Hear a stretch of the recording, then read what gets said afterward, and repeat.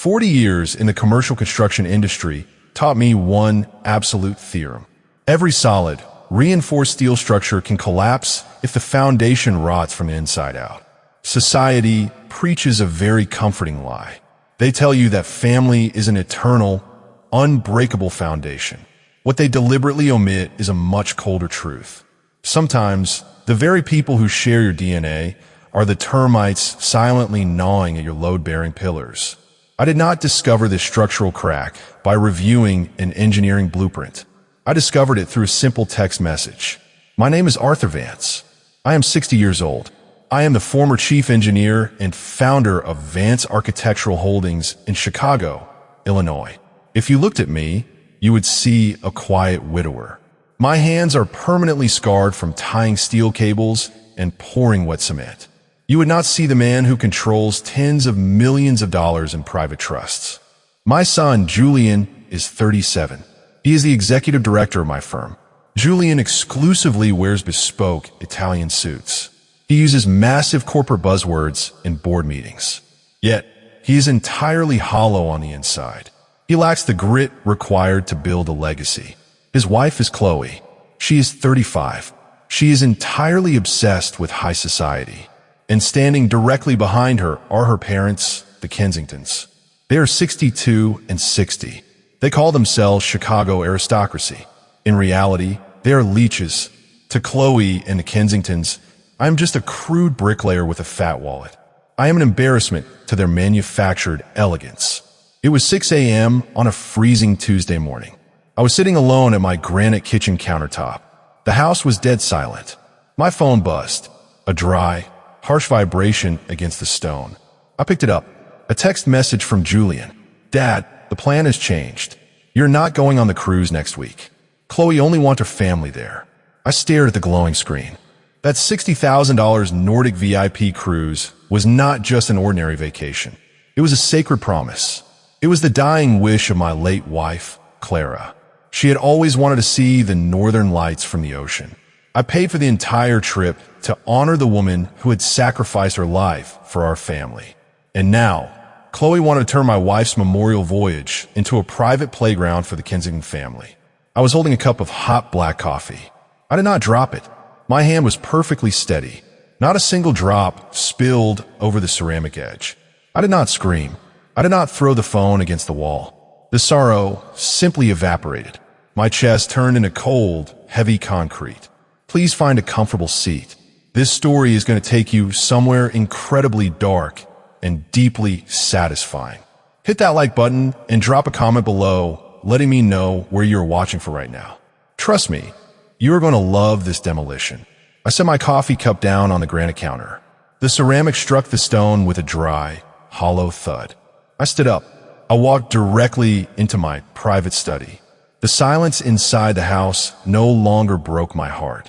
It sharpened my mind. I turned on my computer. I logged into the cruise line's secure reservation system. The instincts of a master contractor told me that this crack had not appeared today. It had been carved deeper for a very long time. I entered the booking code. The VIP passenger list loaded onto the screen. My eyes scanned the names. Julian Vance, Chloe Vance, Mr. and Mrs. Kensington. My name was completely gone, erased with surgical precision. They thought a 60-year-old man would just sit in the dark and cry. They thought I was a crumbling block of cement that could easily be swept away. They wanted to stand on the deck of a luxury ship. They wanted to toast with premium champagne paid for by my calloused hands, while shoving the man who financed their entire existence into the shadows. When you decide to demolish a building, you had better be prepared for the falling bricks to bury you. I clicked away from the cruise itinerary. I logged directly into the Vanguard corporate banking portal. I opened the joint emergency reserve account I shared with Julian. As the lines of financial data appeared on the screen, my eyes narrowed. A trap far darker than a stolen cruise was unfolding right beneath my feet. I scrolled through the transaction history of the past month. 3 highly irregular cash withdrawals caught my eye. $9,900, $9,900, $9,900. Exactly $29,700 in total. I sat back in my leather chair. In the United States federal banking system, Banks are legally required to report any cash transaction over $10,000 to the IRS. Intentionally splitting a large sum of cash into smaller increments to bypass that automatic reporting system is not just suspicious. It is a federal felony. It is called structuring. My son was committing a federal crime with my corporate money. I picked up my phone. I needed to hear their arrogance with my own ears. I dialed Chloe's number. The phone rang twice. She answered. Her voice came through the speaker coated in a sickening, sugary politeness. "Good morning, Arthur," Chloe sighed. It was the patronizing tone you use to humor a confused child. "Are you looking for Julian? He is very busy right now." I did not play games. My voice was as level as freshly poured concrete. "I just received Julian's message," I said. "Why was my name removed from the Nordic cruise?" "That is Clara's memorial trip." A soft, dismissive giggle came from the other end of the line. The sound made my jaw tighten, but my expression never changed. "Oh, Arthur, do not overthink it," Chloe replied. Her tone shifted into pure, poisonous condescension. "We only did it because we are worried about your health. The sea is very rough. You're getting so old. Your mind is clearly slipping lately. If you had a cognitive episode in the middle of the ocean, it would ruin the trip for everyone. Let that sink in. My parents will go in your place," Chloe continued smoothly. "They will help Julian relax. You just stay home to quiet. Let us handle your finances from now on. We know what is best for you." She hung up the phone. The line went dead. A long, repetitive tone echoed through my quiet study. She thought she had won. She thought a few arrogant words would convince an old construction worker to lock himself inside four walls and quietly accept his pathetic fate. What she did not realize was that the exact moment she ended that call, she handed me a sledgehammer. I looked at the federal structuring evidence glowing on my computer screen. They didn't just want a free vacation. They were building a legal cage to bury me in. The structural teardown had officially begun. I closed my laptop. I grabbed my keys. I walked out to my F-150. The Chicago wind was brutal. It whipped off Lake Michigan, carrying the bitter chill of early winter. I did not turn on the heater. The freezing air kept my mind sharp. I drove straight to the Gold Coast. Julian and Chloe lived in a $3.5 million penthouse overlooking the skyline. They hosted lavish parties. They poured imported champagne for the Kensingtons. They boasted about their massive wealth. They conveniently forgot one crucial detail. The deed to that penthouse belonged entirely to my private trust. They only held the right to occupy it. I owned the concrete beneath their feet. I parked my truck in the underground garage. I bypassed the main concierge desk. I used my master key card to access the private service elevator. It took me directly to the rooftop terrace adjoining their unit. I stepped out into the freezing wind. I walked across the terrace. I stopped right outside the heavy, sliding glass doors of their living room. The doors were cracked open, just a fraction of an inch to let out the cigar smoke. I pressed my back against the freezing brick wall.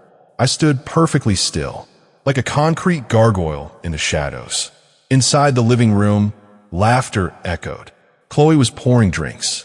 Mr. and Mrs. Kensington were lounging on my imported Italian leather sofas. And Julian, my only son, was standing by the fireplace. "Is the paperwork fully secured?" Mr. Kensington asked. His voice was thick with arrogant entitlement. Julian took a sip of his scotch. He nodded. "Everything is flawless," Julian boasted. Dr. Alistair received the final $9,900 cash installment yesterday. That makes $29,700 in total. The structuring worked perfectly. We bypassed the federal banking flags. Alistair already signed the preliminary diagnosis. Chloe giggled, a sharp, venomous sound. "It is brilliant," Chloe sneered. "Once we are back from a Nordic cruise, the medical report will be officially submitted to the probate court. The judge will declare Arthur mentally incompetent. We will secure emergency legal guardianship over the entire $35 million estate." Mrs. Kensington clapped her hands together. "And what about the old brute?" Julian smiled. A cold, heartless smirk. "That senile old man will spend the rest of his life in a heavily sedated, private psychiatric facility. He will never be able to interfere in our lives again. We take the company. We take the trusts. We lock him away. My hand tightened against the rough brick wall. The sharp edges dug deep into my calloused fingertips. Yet, my mind had never been clearer. The final layer of drywall had been violently stripped away. My own son, the child I had sacrificed everything for. He was actively using my own corporate funds to bribe a dirty doctor. They were buying a medical death sentence for my freedom. They wanted to imprison me in a psychiatric ward so they could cannibalize the empire I spent 40 years building. I stepped backward into the darkness. I wasn't shaking. Not a single tear fell from my eyes. The heartbreak had officially hardened into a solid block of steel inside my chest. They believed they were dealing with a weak, easily manipulated old man. But they forgot who I was. I was a master builder. I knew exactly how to construct a skyscraper. And I knew exactly how to rig a building for a controlled, catastrophic demolition. I walked back to the service elevator. I returned to my truck. I pulled out my phone and dialed a number I had not called in years. "Marcus," I said into the receiver, "cancel your afternoon appointments.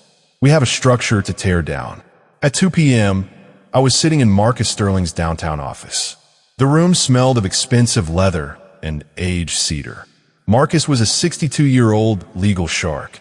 He was a man who specialized in handling the most brutal property disputes in Chicago. When a hostile takeover turned bloody, you called Marcus. I placed the Vanguard bank statements on his desk. I explained the structuring fraud. I detailed the conversation I had just overheard on the Gold Coast balcony. Marcus did not say a word.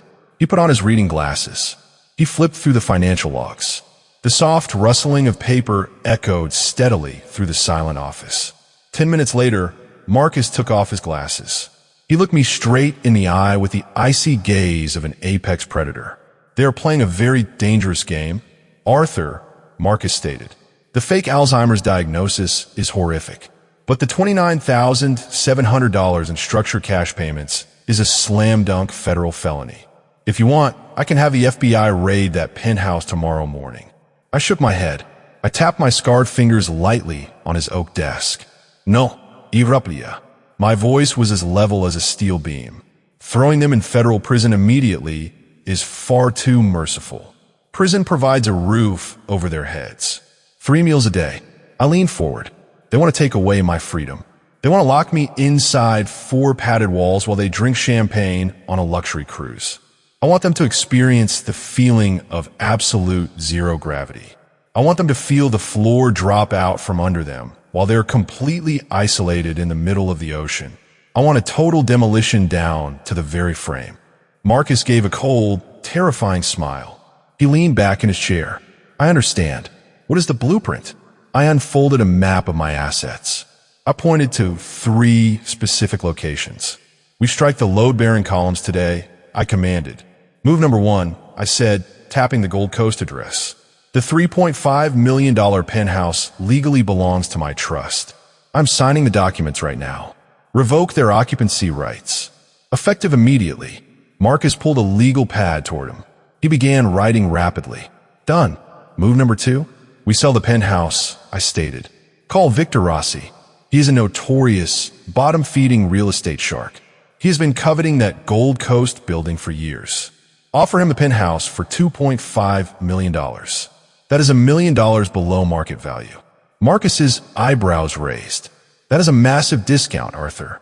"There is a strict condition," I added, my eyes narrowing. "Rossi must pay in pure cash within 3 days. And the exact moment the contract is signed, he gains the legal right to clear every single item inside that unit. I want Chloe's designer clothes, Julian's bespoke suits, and their imported furniture stuffed into black garbage bags and thrown onto the public sidewalk." Marcus nodded, his pen scratching violently against the paper. "A clean sweep. And the 3rd move?" This was the killing blow. "Move number 3 targets the Kensingtons," I said. "Withdraw $500,000 from the Vanguard joint account. The same account Julian used for his bribery. The Kensington family projects wealth, but they are secretly drowning in debt. They are heavily leveraged. Locate their primary creditors." I looked out the window at the towering Chicago skyline. "Use the cash to quietly buy up all of the Kensington's toxic mortgages and overdue business loans. consolidate their debt under my private holding company. I'm going to become their sole creditor. I'm going to become their landlord. The sheer brilliance of the trap settled over the room. The Kensingtons thought they were sailing to Europe on a free luxury vacation. They were actually boarding a sinking ship. By the time that cruise leaves the dock tomorrow, I concluded, they will be completely homeless.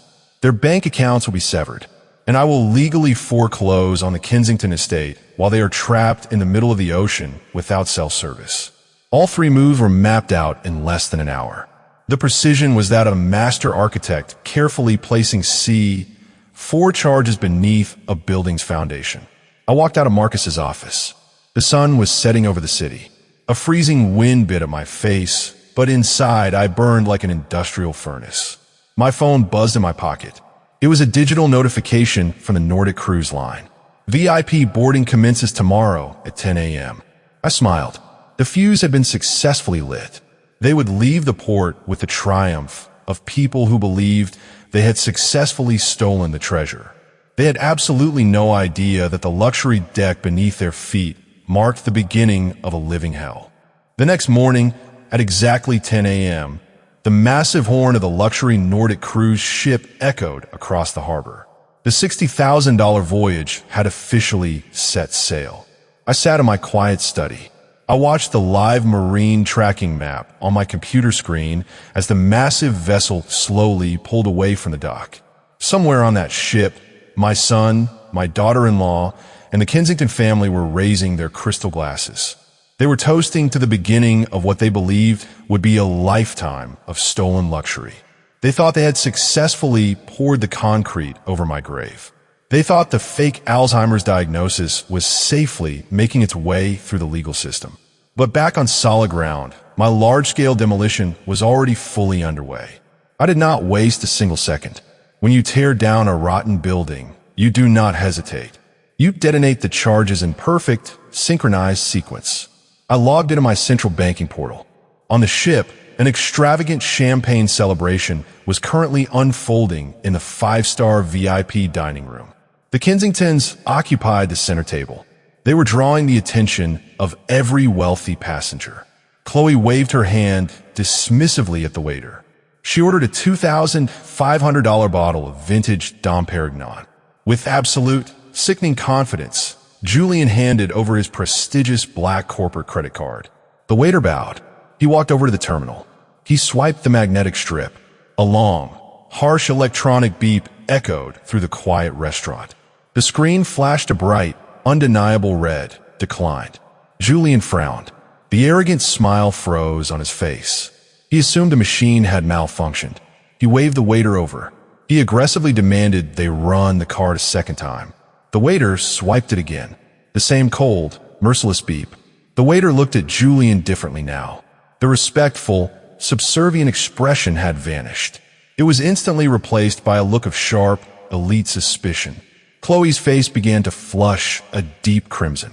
She quickly dug into her designer handbag. She pulled out a secondary platinum card.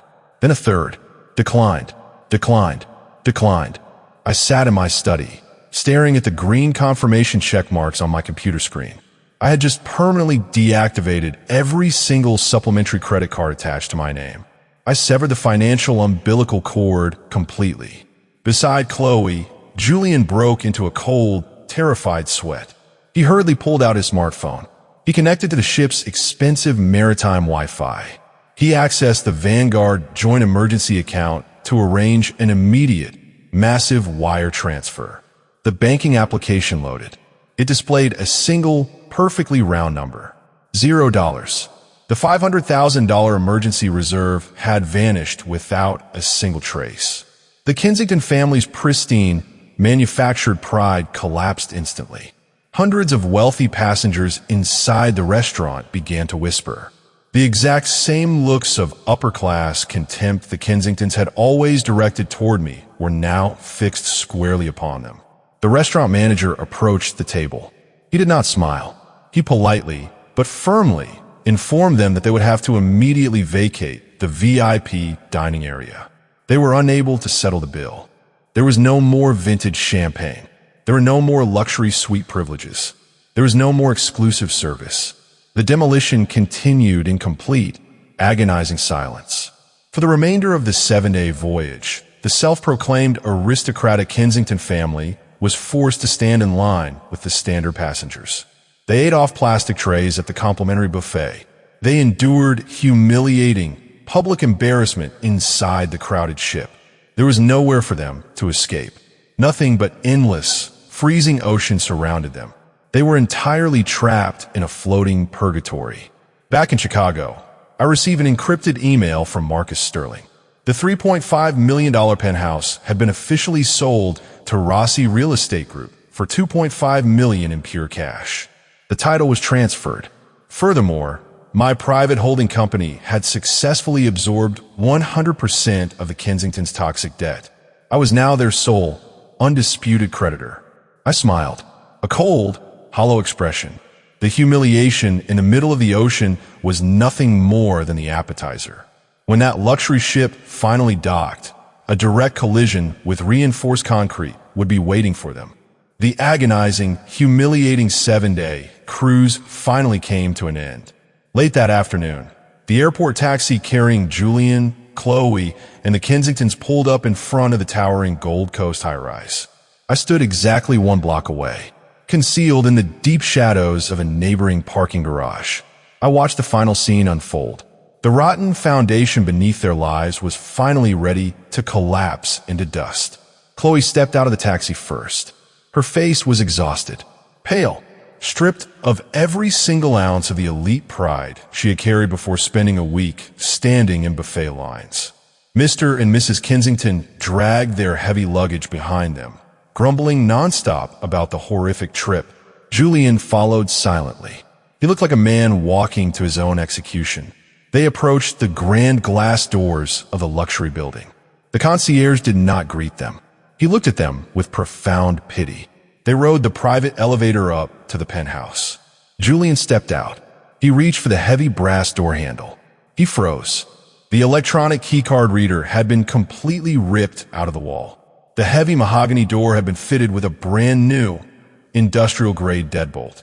Taped securely to the center of the door was a bright red legal notice. Property of Rossi Real Estate Group. Trespassers will be prosecuted. The house no longer belonged to them. What is this?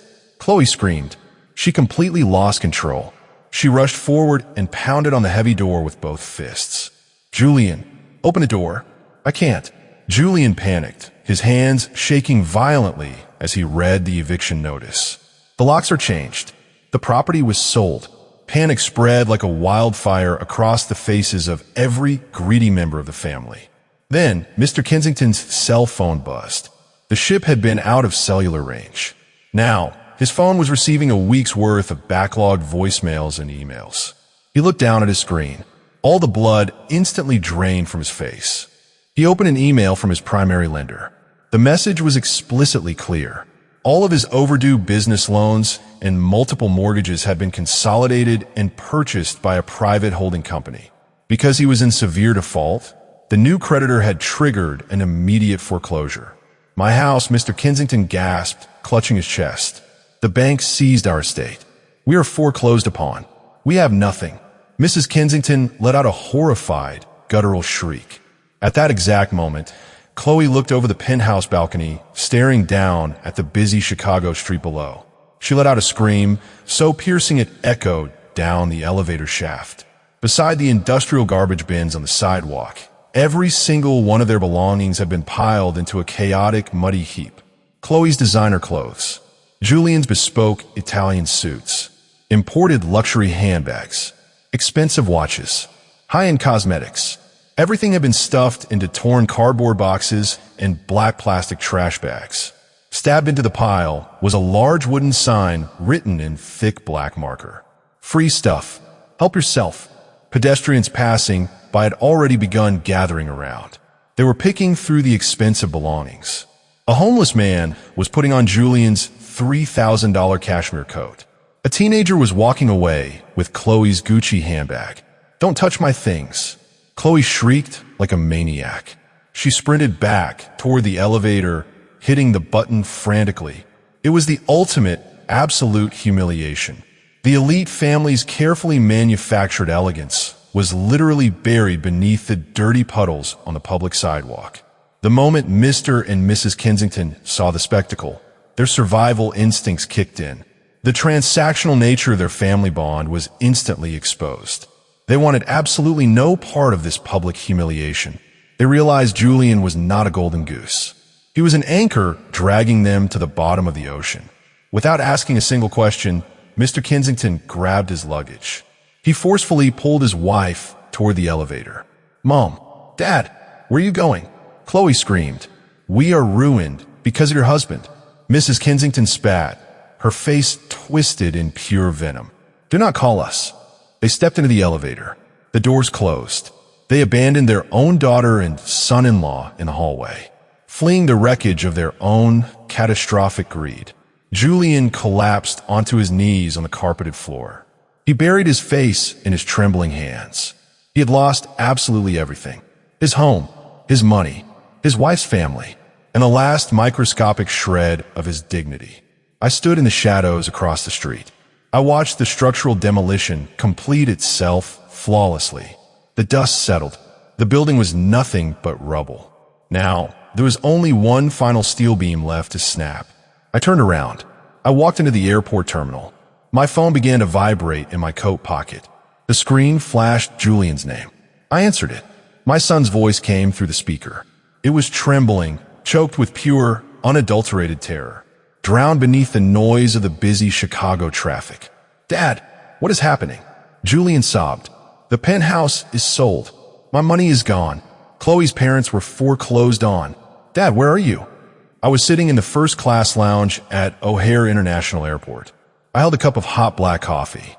My hand was perfectly steady. The public address system calmly announced that my flight to Europe would soon begin boarding. I looked out the massive glass windows across the runway. My voice remained as still and cold as a frozen lake. "I do not have Alzheimer's, Julian," I said. A deadly, suffocating silence filled the other end of the line. Julian stopped breathing. He had no words left. The horrifying realization finally hit him. He understood exactly who had orchestrated the complete and total demolition of his world. I continued, each word striking like a sledgehammer against a fractured concrete pillar.